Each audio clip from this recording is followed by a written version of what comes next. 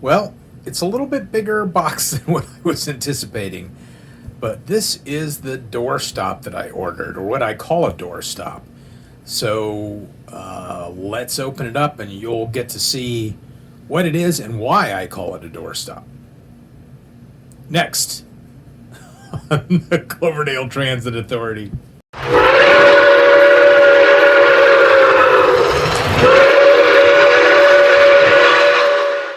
This video has been sponsored by Beltline Hobbies and by the Canfield Train and Toy Show, October 12th, 2025 at the Canfield Fairgrounds in Ohio.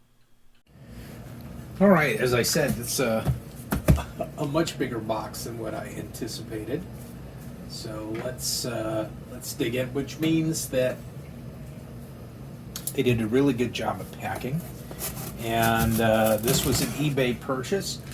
And it's a locomotive that I had on my list of things to look for at York. So I'm going to York in October, a few months from now, the 2025 Fall York, with my buddy Kyle, who owns Beltline Hobbies, and my dad and stepmom. And but this was one of the locomotives I had on my list, but then I saw it on eBay for like a fraction of what this normally sells for, especially at a train show, and I thought, well, I'm all about saving money, so let's do that.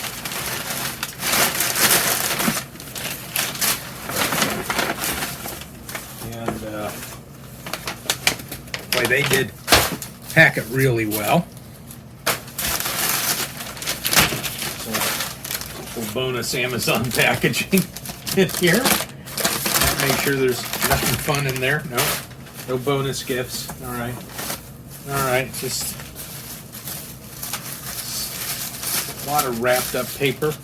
I get it. A lot of wrapped up paper.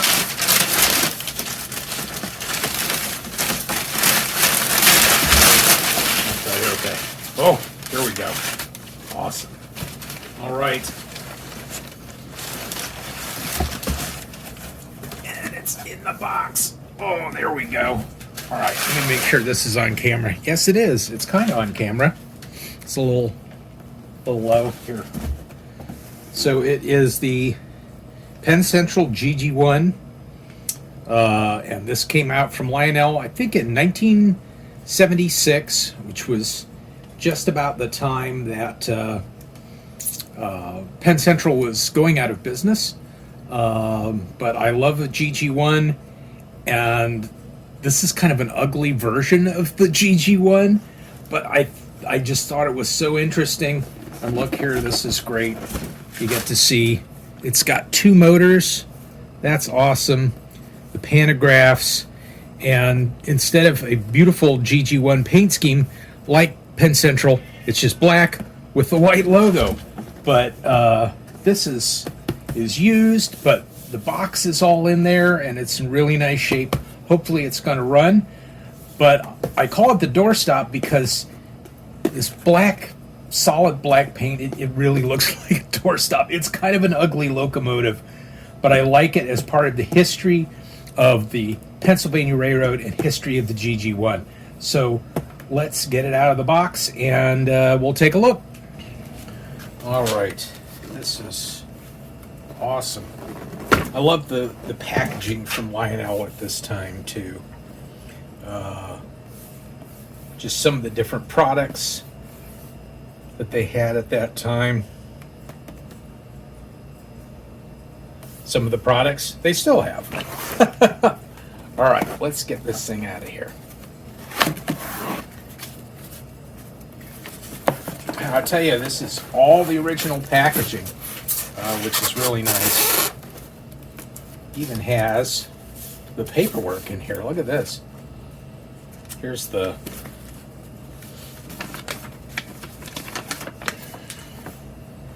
Lionel Trains Approved Service Stations.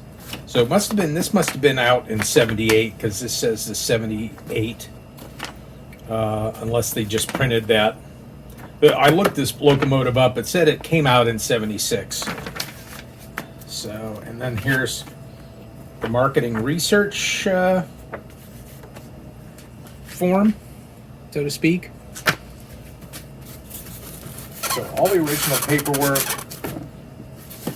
original boxes, including this cardboard insert. Here's the limited 1-year warranty, which I guess that's up. All right, so let's see. Yeah, nice. Box is in like really good shape. Yeah, all right. There we go. So the pantographs are even in their little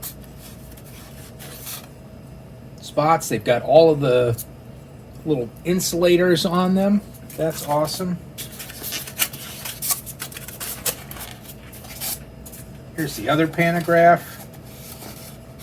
All the little insulators on that. So you can see the little rubber insulators. That's good. All right. And it is die cast. I was wondering if these had been sort of converted to plastic, but they're all die cast, and die cast truck frame, so not an inexpensive MPC locomotive. So, all right, I'm gonna have to flip it upside down and shake it loose. Shake it loose without shaking everything loose. Wow. That's why they have those beautiful little ribbons that they put in the boxes. All right, now we got it. There we go. All right. Oh, look at that. That's awesome. And I think we can get in here and get all of this styrofoam dust off of it. It has the E-unit.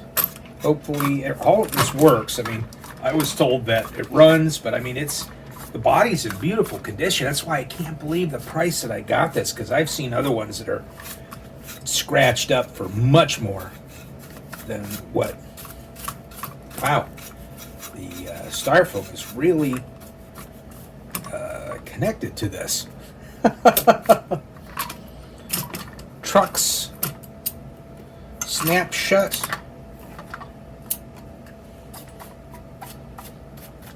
I mean, it looks like it's brand new. I am shocked at how much I got this for, considering that this thing looks like it is brand spanking new. Awesome. Without putting the pantographs on, we're going to put it on our test track and see what happens. This styrofoam is really electric. It's an electric locomotive, so apparently there's a lot of static. All right, let's put it on our test track back here and see if it goes forward and backward. That would be a plus. All right.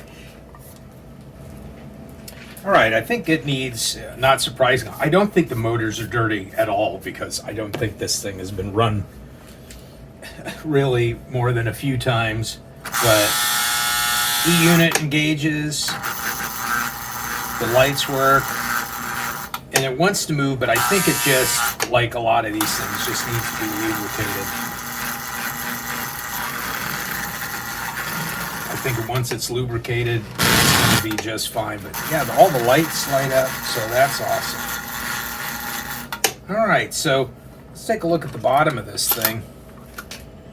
I mean, everything is, other than having some styrofoam in there, everything is very clean, and this all looks like it's really original, very much original to the GG1 design. But I think, I don't know if this may all come across, this bottom may come apart in one piece, but it is all metal gears. That's good, because some of this stuff had nylon gears in it, and that wasn't really good. But the other GG1, the bottom is in two pieces at least. My 47 original GG1 that's been restored, by the way. We'll see that here in a few minutes. But this all looks like it's one bottom piece. So let me take this apart. We'll take a look at the inside, and then we will lubricate it up a little bit and see if we can get it running a little bit better than what we just saw. I'm sure that's what it needs. Is it needs some oil? It may. I mean, this thing doesn't even look like. Well, it looks like it's been run, yeah, but not very much. Not very much. So, I mean, look at those contact rollers are. But see, this is all just dry as a bone. There's no oil or grease in there. So, all right, well, let's do a little spa treatment here, a little O-gauge spa treatment, and we'll see how she runs after that. Okay, so this does come apart in several pieces, but not in the same way that the original GG1 does. But when I'm looking in here, and let me get my flashlight. So I will look into these motors here. I see they are almost spotlessly clean. That's amazing to me. Pretty cool. So I'm not going to bother to take those out, but I do want to lubricate these because there's no oil in any of the little oil pads that you will find on these. So I really want to. There's like a little area that says oil, and there's like a little pad in there that you really get lubricated up. And also I'm going to put a little oil in on the top of this shaft. And I mean, the brushes don't even look like they have any wear on them. Like I said, I don't think this thing has really been run at all. So I mean, I can tell by the wheels that there's been some run time on this, but boy, not that much. So I've got that lubricated.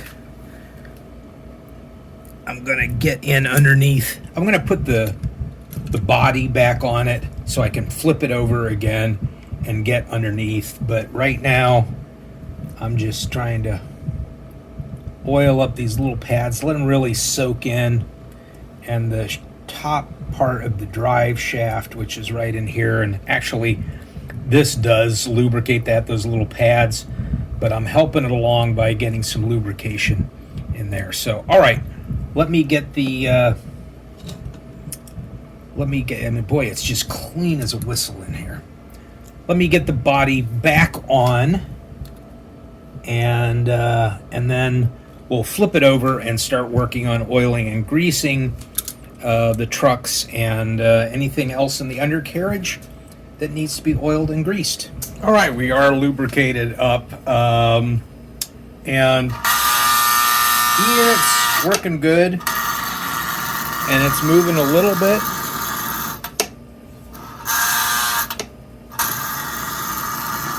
I think once we get it up there and really get into exercising, it kind of stalls out there. Now, granted, on my test track, I have like a 40-watt transformer. So this has two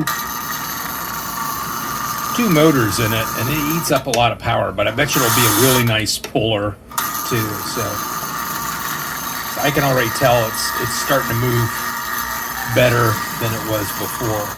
So now the secret is get it up on one of the ovals upstairs, probably the one on the living room floor that goes into the dining room, and just let her go for about a half hour.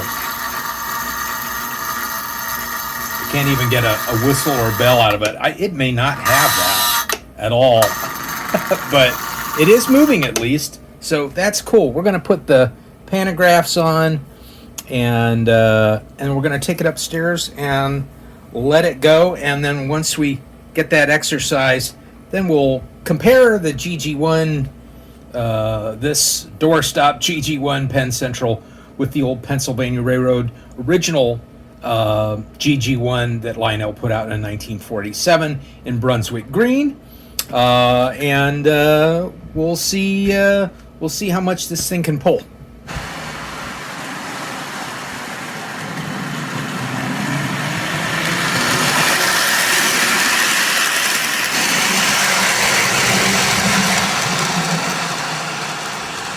Okay, once we got that on the lubricated and on the track, there in the living room on the floor, going through the hallway, you can see from the footage, it really took off and runs very well. That's awesome. And now I've got it up on the layout here with my 1947 GG1, and this has been completely restored. Was restored by one of the fellows who was very well known for GG1 restoration, repainting, rewiring, and so forth.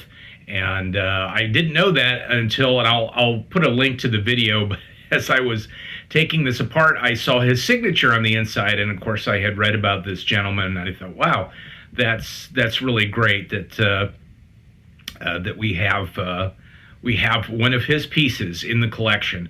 But anyway, so as you can kind of see, both of these, even though this came out in 47, the 2332 and the 8850 came out in 1976, thereabout, 76, 77, 78's when they issued all of those.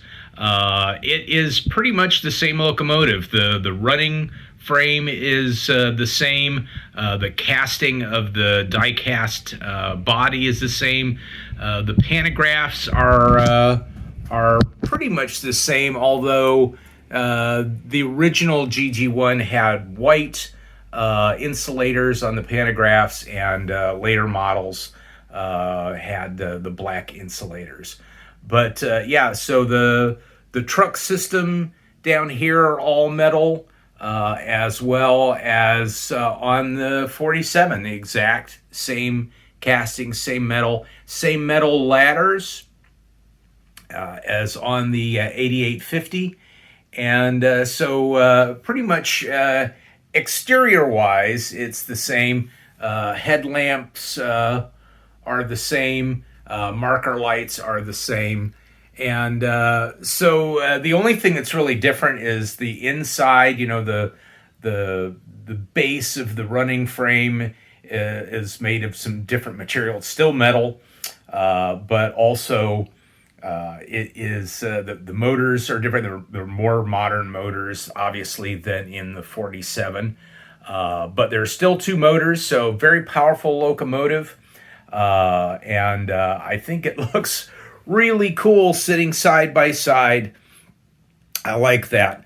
And then also back here, just as a contrast to different locomotives with Penn Central, here's the 8576. Again, this is an MPC era GP7, and it's again just black with the white logo. Very similar type in the GP series from the MPC era, but it looks really good running and pulling a consist. But yeah, this is really good as far as the condition of it, the running condition of it, and it looks really good as part of my GG1 collection.